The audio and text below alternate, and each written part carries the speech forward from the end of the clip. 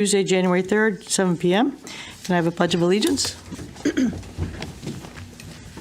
I pledge Allegiance to the flag of the United States of America and to the republic for which it stands, one nation, under God, indivisible, with liberty and justice for all. Thank you. Fire evacuation procedures. This seems really loud or something. In case of emergency, there's a door in the back of the room that you could use to exit the building, or the way we came in, to the door to my left, and then down the stairs and away from the building. Roll call, please. Donna Corbin-Sabinsky. Here. Virginia Higley, here. Robert Hendrickson. Here. Kevin Zorda, absent. Phil Kober. Here. Ann Collins. Here. Nancy Martin. Here. Thank you. Public participation. Is there anybody in the audience that wants to speak on items not on the agenda? Anybody want to speak on items not on the agenda? One last time. Anybody wants to speak on items not on the agenda? Seeing none, we'll move forward. Agent correspondence. The only thing I had was, we did receive an email today from Jennifer McKenzie. Everybody should have received it. If you please reply to her, let her know if your information's accurate or not. Approval of minutes from Tuesday, December 6th. Deb, I move to approve the minutes of December 6th. do I have a second? Second. Who's that, Bob? Okay. Any discussion? Seeing none, roll call, please. Donna Corbin-Sabinsky. Yes. Virginia Higley, yes. Robert Hendrickson. Yes. Phil Kober. Yes. Ann Collins. Yes. Nancy Martin. Abstain. Abstain. Okay, 5 in favor, 1 abstain, motion passes. Next, we did get a town attorney report dated December 28th, and it talks about the different cases we have in litigation for us and P&Z. We have no continued public hearings. We have no new public hearings. We have no old business, so it brings us to new business, which is IW 675, 29 Moody Road, application for a wetland permit for the construction of a 19,800 square foot building associated with a parking lot and storm water management system, 29 Moody Road, LLC, applicant owner, map 75, lot 35, I-1 zone. So, before we start, it was mentioned that we might want to put this to a public hearing, so I wanted to, before we start discussing anything, we would do that during a public hearing and not at this meeting. So we kind of wanted to get a feel if people thought, what people thought on the public hearing piece. Anybody have any comments? Has there been people reaching out to discuss that? Not that I know of. Georgie? Certain activities that have significant impacts, like fills, stuff like that, are found to be significant and require public hearings, or if a petition is submitted by the public. And it's mostly up to you about whether or not the activity requires a public hearing or not. Only comment I would have, I know, is because we didn't have a meeting last time, so we didn't have it on the agenda, so it may have been not out there for the public for the 14 days. It was, It was. yes. It was posted on the website. Yes, it's the full all- 2 weeks yeah. ago. Okay, so that would be the only concern, just to make sure we address that, and then, I don't mind at least continuing and then deciding where we are at the end. You can't decide. Well, we can't, we'd have to either decide to now. do a public hearing now, so we could, before we start talking about anything, or then we can say we don't want a public hearing, and then we can go on with the application today. I mean, that's our choices today. Gotcha. Either All right. vote to do a public hearing or not, depending on what the outcome is if we proceed. If you'd like us to make a brief presentation to help you understand whether it's significant or not, we could do that. I do want to mention that any direct fill is a significant activity. Yeah. I was going to say, my only concern would be, we've had 2 distribution centers, not that this is a distribution center, but we've had 2 large buildings before, and the public has gotten Excuse me. into it Excuse kind me, of after it Commissioner. started. So this would give them a chance, if they truly wanted to come in now. That would be my only thing, because it's all zoned industrial there anyway. One of their proposed uses is for distribution. Right. Thank you. Can we cycle and see the actual area that needs to fill in it before we decide? You'd have to do the public hearing decision first. You'd have to decide a public Yeah. hearing. Yeah. If we decide a public Yeah. hearing, then we don't talk about it until we have the public hearing. So everybody is on the same page. Yeah. Everybody hears the same information. Yeah. That's why we have to decide. There's nowhere we can actually see the area. You can No, go. you can go see it, out but- individually. You can go out, or in groups of 2 or 3. You just can't go out in a quorum. That's right. And you do have 65 days to hold a public hearing, 35 days to close, 35 days to decide. Right. Madam Chairman, may I? Yes. In my experience. Could you give your name and address? George Logan for the record, for the applicant. In my experience, and I've been doing this for about 35 years. Yeah. And I've served the commission myself Yeah. as their agent, the town of Waterford. You have the ability to call a public hearing at any time. And many times when, say, we Yeah. started and then you said, well, we think we need a public hearing based on your testimony, we have to repeat. Everything. Everything. Yeah, so- Which so is That's why fine. we try to do it ahead of time. Which is fine. So there's no decision.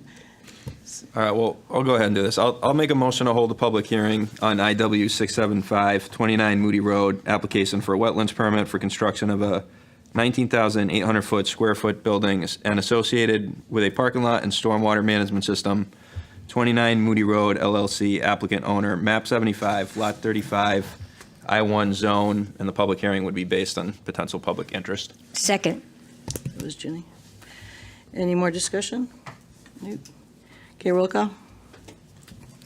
Donna Corbin Zabinski.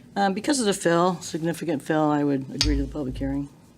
Virginia Higley, yes, I agree with both what Phil has said and what Donna has said. Robert Hendrickson. Yes, I also agree with both of you. Phil Kober. Yes. Ann Collins. Yes. Nancy Martin. Yes. So that's 6 in favor for a public hearing. So we will put this in 2 weeks? In 2 weeks. Are you So- going to be, yeah? Is that Yeah. good for you? So for the record, the public hearing will be at the next meeting on January 17th. Correct. Okay. It gives you time to get everything. I'm going to give this to them then. Thank you. Sorry about that. Oh, we can save my breath, I guess. It's just much Year, easier everyone. doing it ahead in that. time. One time. Okay. This is the legal ad and the mirror butters. So it's going to be a public hearing. We have to send these notices out. Yep, just the ones I circled, these are condos on the corner. Okay? Thanks, Georgia. That way you didn't have to come back in tomorrow and pick one up. Thank you. Thank you very much, gentlemen. Yep. Okay, next on our agenda is, well, give them time to clear it up. Yeah.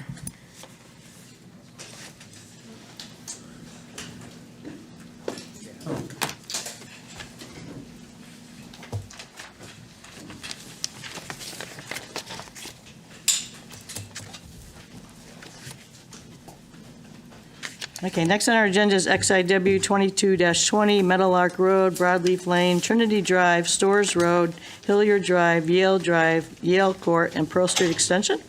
It's the application for a wetlands permit for a roadway reconstruction project with drainage improvements, Town of Enfield, applicant R33 and HR33 zones. Hi. Good Welcome. evening. I'm John Kabibo, Yeah, Assistant Town Engineer. Here with me tonight is Raju Vasamsetti. He's from our design group, Weston and Sampson, and we do have a short PowerPoint for the project that we'd like to go through, and I'll hand it over to Raju. Thank you, John. Once again, my name is Raju Vasamsetti. I'm a team leader with Western Sampson. We are the design consultant engineers for this project. The project, it's a Meadowlark Area Road reconstruction project. Pretty much it's a town project. Don, Director of Public Works, was involved. John, as well as JP were involved with on the town side of things with the design and overseeing the project. Just a quick agenda of what I'm going to talk about today.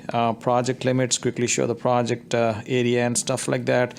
Project specifics, what exactly are we dealing with, a brief description, a summary, and any comments or questions. Project limits quickly. The map you see on the screen there, everything shown in red is what the project area is. It's a bunch of town-owned roads. in between residential areas. All the roads, including Meadowlark Road, is included along with the rest of the roads along the thing. So we call this the Meadowlark area. Pretty much that encompasses, the red boundary encompasses the whole project limit there. So going to the project specifics, it's a full depth reconstruction of the roadways along all the roads that are shown on the map. It's approximately 2.24 miles of roadway that counts to like 12,000 linear feet. Pretty much consistent road width of 26 feet proposed. The existing road varies in different widths, and the proposed roadway goes up to 26 feet. New bituminous curbing throughout. The existing roads do not have curbing for most part. Also, as part of the project, we will be improving storm drainage systems while maintaining existing outfall locations. We are tying up into existing outfalls and culverts and things like that. 7 new catch basins, 850 linear feet addition of HDPE pipe, as well as a new catch basin tops that'll go all into the stormwater drainage systems. All catch basins will have 2-foot sumps. That's for water quality, except the last one will also have a 4-foot sump with a trap hood as an additional water quality measure. One key thing I want to mention here is there is no impacts to wetlands or Beeman's Brook at the project site. Everything is, we are tying it up into the existing culvert crossings. I'm going to go through the numbers in the future part of the presentation. More project specifics. Turf establishment in the grading areas. Wherever the areas are going to be disturbed, we're going to establish the turf and restore it to the natural condition. Water quality, either maintained or protected. You know, the existing right now, there is no water quality. Everything washes off through unraveled pavement and sediment and things like that. So we will be substantially improving the water quality. Erosion and sediment control measures, that's part of the plans. We will be having 93 silt sacks and approximately 15,000 linear feet of silt fence, just to make sure like we are maintaining the erosion sediment control measures. Again, use of best management practices throughout construction activity. That's always a case when we design and handle these projects. The total disturbance area, the disturbed area, just encompassing all the disturbed area, it comes under 10.2 acres, which is over 5 acres. So we would be reaching out to DEP for a stormwater discharge permit. And that's a separate permit that will be submitted fairly soon to DEP. More E&S stuff will be handled through that permit. Project description, moving on. What you see here is a cross-section. Cross-section from a CAD drawing, it pretty much shows like a full depth reconstruction, bituminous and the fill and all those kind of things. And this particular cross section, it's tough to see, but it's showing like 12-foot lanes in this case, or 13. It should be 13. It's 13, yeah. This cross-section shows 13-foot lanes. And those 13-foot lanes, the cross-section is going to go on the roads mentioned in the slide. The Meadowlark Road, Pearl Street, Yale Drive, Stores, Trinity Drive, Broadleaf. So this is a typical section that's going to be used on those particular roads. The image you see, the photo, is a sample one of the roads, which is Stores Road in this case. You can see the existing roadway right now. It's showing pavement unraveling. There is no curbing there. Also, there are a lot of low spots and puddles and things like that. You know, that allows for like inefficient stormwater management. You can see obviously it's pretty obvious. It's the cracks and things forming, so it's pretty much, it's going to be like road replacement, following the typical cross section there, providing new curbs, storm drainage management, things like that. This is another example, another drive. Pretty much you can clearly see there is no curb here. You can see a lot of cracks and pavements. You know, it needs some improvements, definitely. Yeah. Another section, I think this one shows like 11. Is it 11? Yeah, this is a narrower Yale Court at the east end there, Yale Drive. Mm-hmm. And that's a narrower road. We're not widening it. We're not really widening any of the roads down here. We're putting a consistent width on the roads. Pretty much, yeah. So that's the typical cross-section you see while maintaining close to the existing. It's 11-foot lanes on Yale Court. I mean, that's what it looks like right now. It's fairly narrow. We are going to provide curbs where there are no curbs, but Well, this- also, Yeah, this one has curbs. yeah. Yeah. And we will be adding some storm drainage, things like that onto this thing. Another cross-section, this is 12-foot lanes on Hillier Drive. It's again, it's varying widths of roads. That's why you see 3 different cross-sections. This is going to be maintaining 12-foot lanes. That's what it looks like right now. So clearly you can see there are no curbs, flat, spots and things like that. So we will be providing curbs, uniform 12-foot lane widths, and also providing curbs and storm drainage system. So let's talk about the wetland side of things. We have provided wetland impact plans in the plan drawings. What you see on there is a portion of the project, and what you see in the middle is wetlands that are flagged. Like I said before, there is no direct impacts to any of these wetlands because most of the improvements are confined to the roadway itself and within the right-of-way. We are tying it up into the existing culverts for most part. So you can see this is, the wetlands have been flagged by a soil scientist. We have provided the report along with the photographs and the forms and things like that in the application. That's one part of the project. And another part of the project, again, typically showing you can see more wetlands being flagged. Obviously, it's between those residential neighborhoods, but we do not have any direct impacts on this place as well. There is a table on the left there, which is tough to see, so I'm going to show you a big blow-up of that image. Like I said, there is 0 square foot of impact, like no impacts to wetlands, no impacts to watercourse. The only impact in this case, it's going to be the upland review area. This is the 100-200 foot buffer limit. You're talking about 89,925 square feet. That's all encompassed within those. The red area is what you see. That's the upland review area for these things, and all the project within that limits is what we accounted for. That comes up to like approximately 89,000 square feet. Once again, there's no direct impacts to wetlands. Shown here is a FEMA map, just to let you guys know, like it's the part of the project. Again, that's the same area, Meadowlark area. It's a FEMA flood zone. We are not touching any of the culverts. We're not impacting any of the FEMA flood elevations of the flood zones. The project is going to be very close to mimicking the existing conditions, so we will not have any impacts on the FEMA flood zones through this project. So quickly, I want to show some details of some of the sediment erosion control measures. Obviously, the first image on the left, you can see it's a catch basin trap. It's a typical catch basin trap with a hood shown on there.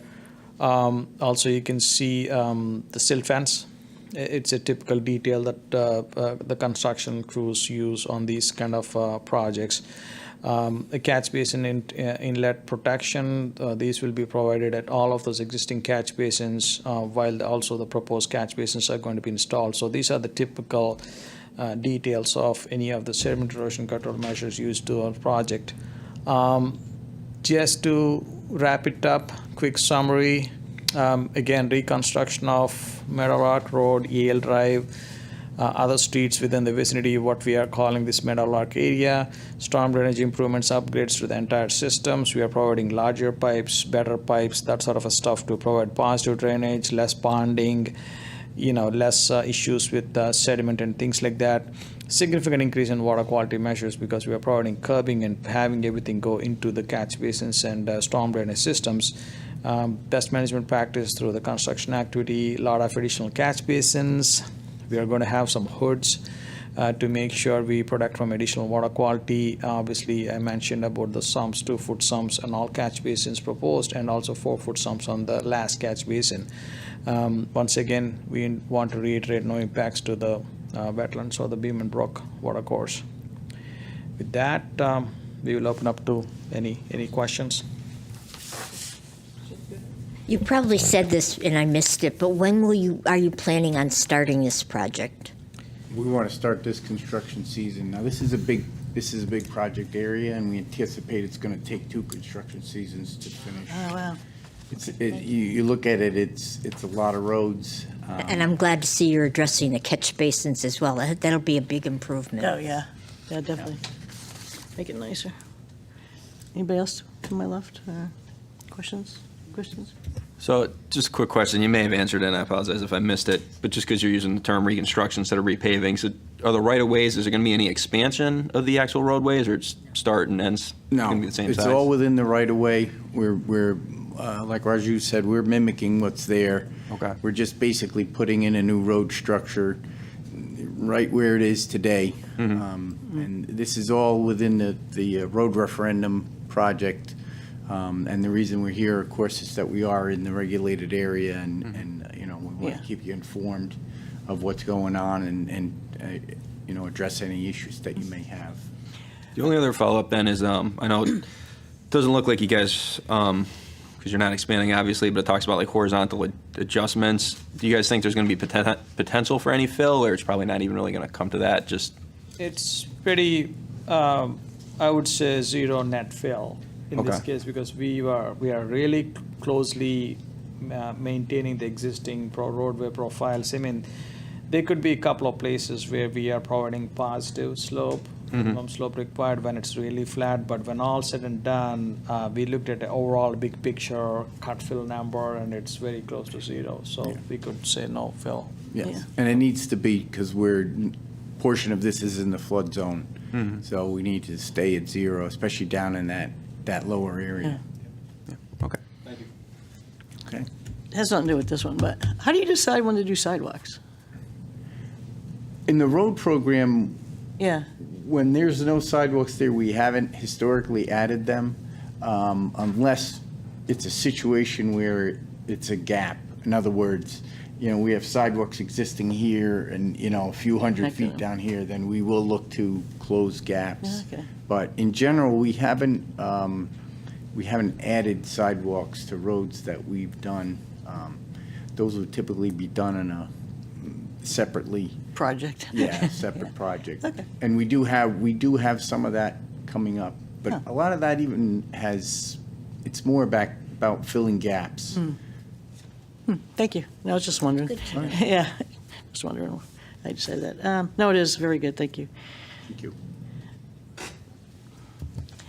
All right, I'll go ahead and make a motion to approve XIW 2220, Meadowlark Road, Broadleaf Lane, Trinity Drive, Stores Road, Hilliard Drive, Yale Court, and Pearl Street Extension. Application for a wetlands permit for roadway reconstruction project with drainage improvements. Town of Enfield applicant, R33, HR33 zones. Second, okay. Nancy? Yeah. Nancy, second. Yep. Okay. Any discussion? No. I just want to say, you guys always give us great information. I so know, I it's- wish all of our applicants came in with us thorough presentations, Yeah. is what you guys give us. We appreciate you saying that. That's perfect. Thank you. Other than that, want to do roll call, please? Yep. Donna Corbin Zabinski. Yes. Virginia Higley, yes. Robert Hendrickson. Yes. Phil Kober. Yes. Ann Collins. Yes. Nancy Martin. Yes. 6 in favor, motion passes. And one last comment. You don't have to give us 14 of these. Okay. Okay? Yes. Because they're really big.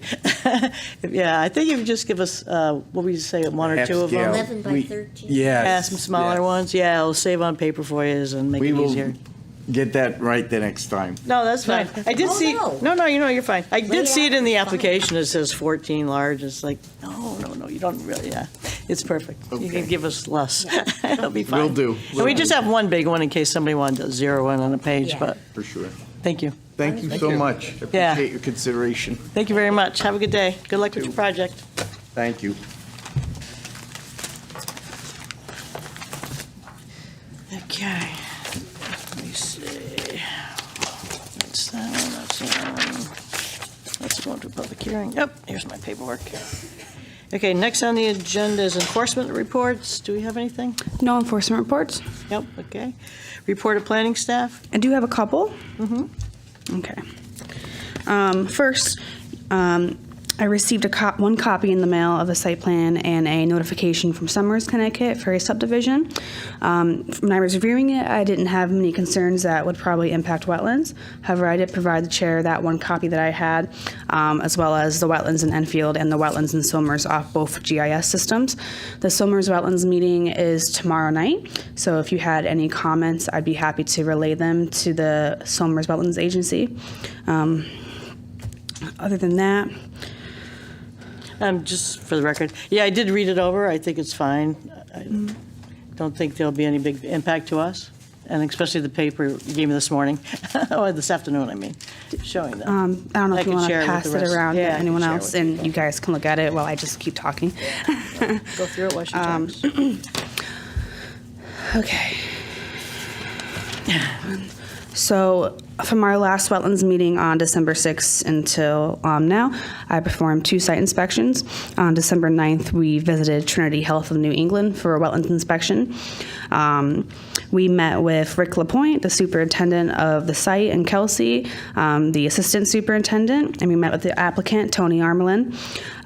Their site is very immaculate, very clean. Silt fencing is installed properly. It's not failing. It's nice and tight. It's working. It's catching sediment. They did mention to me that they have a drone on site, this construction company. So they took a aerial image of what their current frames measurements are in their pond and their other locations, and they overlaid it with their site plan, and it was really accurate, like almost 100% accurate. So that site is going well. And then a couple of weeks later, I received a complaint about some activity on 38 Post Office Road, which is the Spazzarini Construction Company. So we did a site inspection there on December 22nd.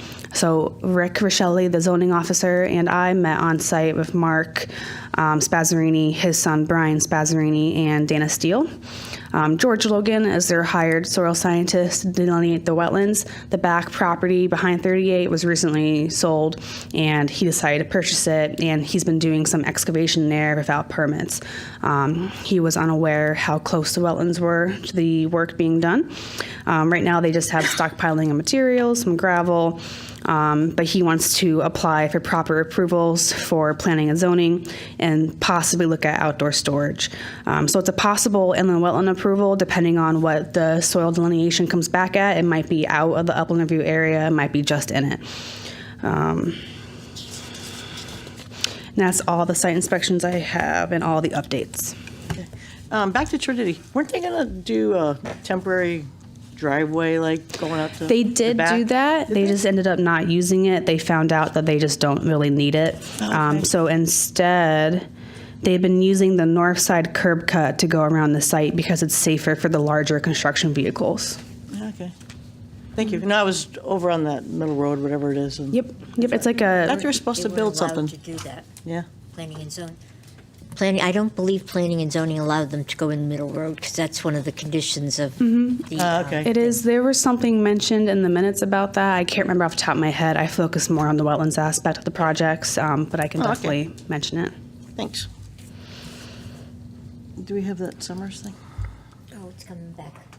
Don't forget. Yeah, yeah. Okay. This way. Just want to look at that real quick before we move on.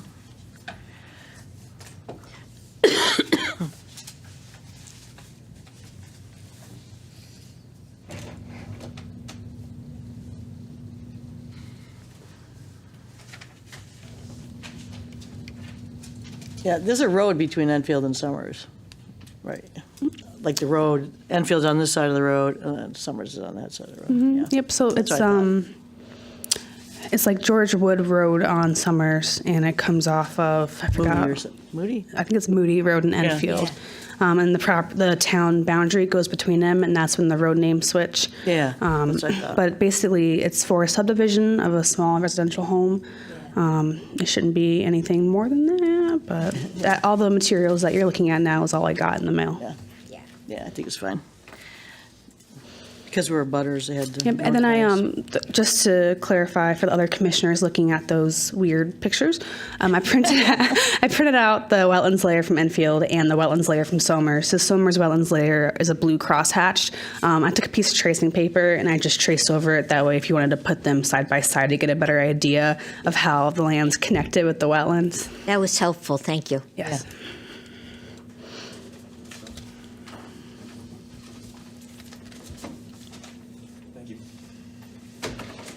Thanks. Do any other commissioners have any comments about that notification?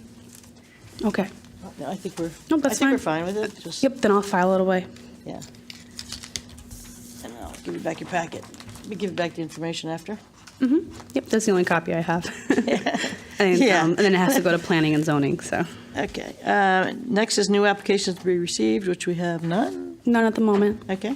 Miscellaneous? Anybody have any?